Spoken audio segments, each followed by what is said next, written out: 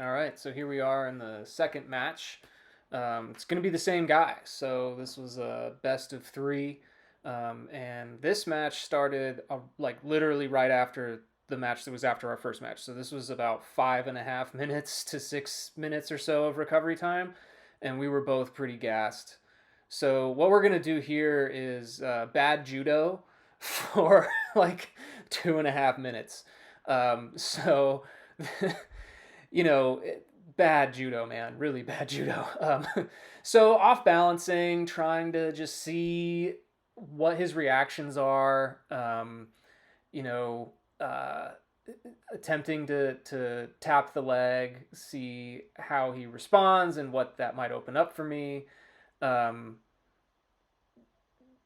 then I decide I'm going to try to grab his leg. I see that his leg is relatively close, and that fails, and so I go to the belt as a control.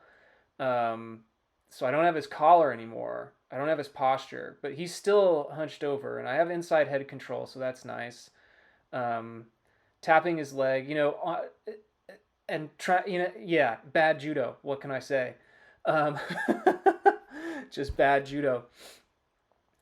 So then I go for the leg again because it's hanging out there, and I manage to get a grip on the pants. Not a very good grip, not very solid, but he's not trying to do a lot with it. But he does have the overhook. So I go for the other leg, and again, not a very good deep grip. And that right there might have been it for me. I might have been able to get the trip there, but um, my posture is way too broken down, and he's got a pant leg. And at this point, I should have disengaged or given it up. Probably even before then. Once that trip failed and my posture was broken, this was inevitable if I maintained that spot and kept trying to drive forward. So abandon ship to turtle and then half guard. Got the underhook, but he leaves full guard right open. So I go for that because that's my home base. Gonna try to set up a scissor sweep here. Not very effective. But getting grips and guards open. He starts to back out, so I'm going to try a tripod sweep.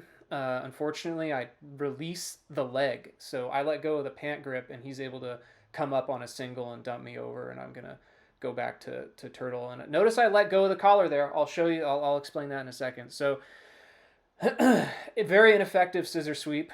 Did off balance him. He's stepping out, so cup the heel. He tries to kick out, grab the pant, and drop him. Now, I release that pant leg so he can come straight up, right? And that enables that leaves me exposed.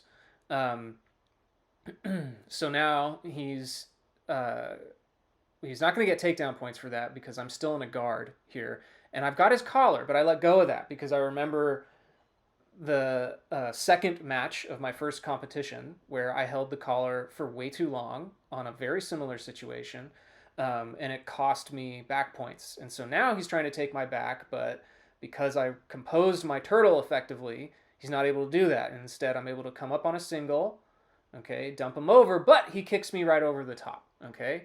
So why is he able to do that? Well, I did not establish a sufficient angle after I got him off his feet. So I'm gonna get him off his feet with a big lift, but I don't. I circled the wrong way. I circled in front of him. I should have circled to his side. And because I circled in front of him, I lost my angle, and he was able to use that leg to dump me over the top. So now I'm like, all right, I can't. I'm done playing turtle. I'm gonna just try to try to maintain my guard. Now, whether or not I have my knee in here and therefore I'm in a guard, apparently the judge thought so, but this match was judged a little awkwardly. There are a lot of missed sweeps and guard passes, I think, later in this match. So here we go. Bump him up, get the knee in, trying to shove the pant leg to recover full guard. Don't, but instead manage to dump him over because he has no post. He's wrapped my head, and I'm controlling the far pant leg, and that allows me to basically use my underhook to drive him over the top. And so I'm able to mount because he's tired and he was distracted by taking out his mouthpiece because he's tired and wants to breathe better, I suppose. Um, and he doesn't stop me from going into mount. But he's very strong, and he's going to oompa me and bench press me off of him. Um, no, there is not an opportunity for a mounted triangle there. I suppose there's an armbar, but I bail out and maintain top position. Number one priority for me was maintaining top position at this point. He tries to duck under, but because I have a body lock, because I'm gripped completely around his torso, I'm safe. He's not able to turn into me. So, here he goes. He ducks under. He puts me on my back, but I just go with it and dump him right back over. And so now he's stuck in the same position. But I don't want him to do it again, so I release and start to attack from the back. There's my coach helping me out a little bit. I want to try to just stay on top of him. My coach is going to ask me, get the knee in, get the foot in, like really like make something happen here.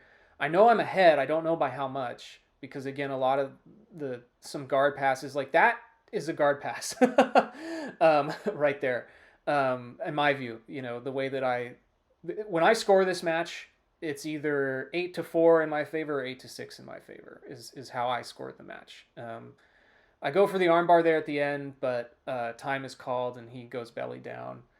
So ultimately here, I was too afraid to commit to a takedown again, but then I overcommitted to a takedown.